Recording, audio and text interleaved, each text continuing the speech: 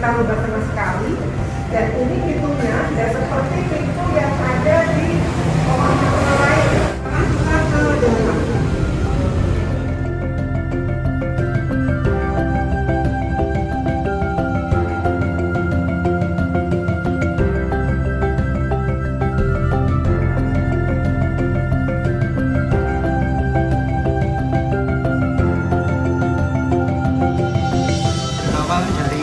Kebangkitan rokok kretek di kota Kudus. Karena Kudus ini merupakan kota kretek di mana Kudus bagian barat atau yang terkenal dengan nama Kudus Kulon itu tidak lepas atau memang dari awal mula dari keberadaan tentang kota kretek, di mana bangunan-bangunan Kudus yang mulai muncul di awal tahun 1900-an atau untuk bangunan Gedung Mentira ini berdiri pada tahun 1926. Itu adalah era masa kebangkitan industri rokok kretek, di mana sebagian daripada penduduk yang tinggal di Desa Jagalan ini adalah diantaranya para pengusaha rokok kretek atau para pengusaha juragan tembakau yang menyediakan tembakau. Juga didukung para saudagar batik dan saudagar konveksi ya. Dan yang sangat terkenal di sekolah ini dahulu adalah Bordir Kudus.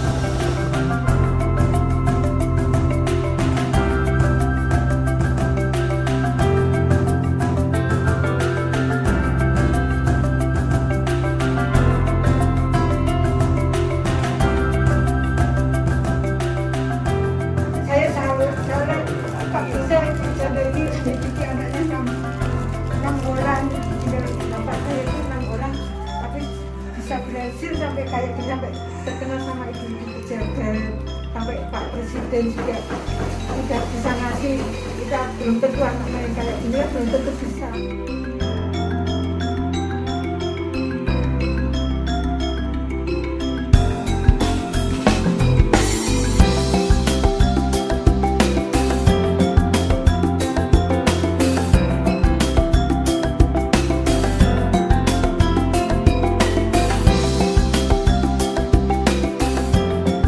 Obat jalan atau omah badik Desa Jagalan itu adalah merupakan rintisan daripada kita menggali lagi budaya tentang badik yang pernah ada di Desa Jagalan. Jadi badik yang pernah ada di Desa Jagalan itu adalah bagian daripada badik Kudus.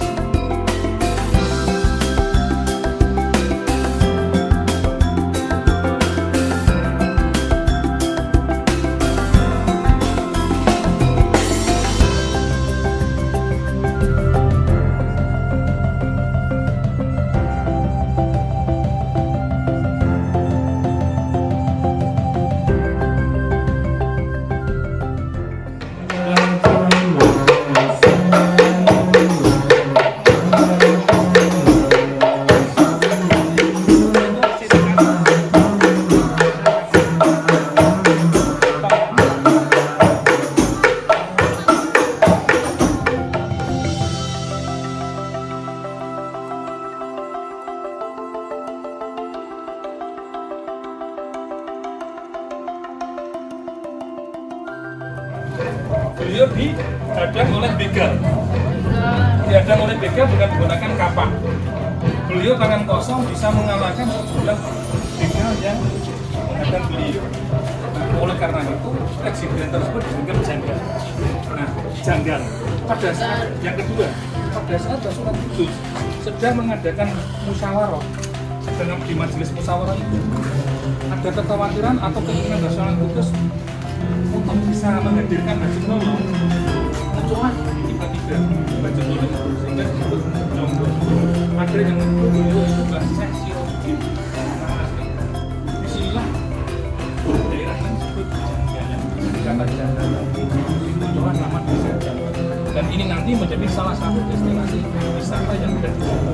Tadi dari Irang, Mahno, kemudian Bordir, Badik, dan ini adalah makam Langgar Haji Nolong. Salah satu destinasi wisata.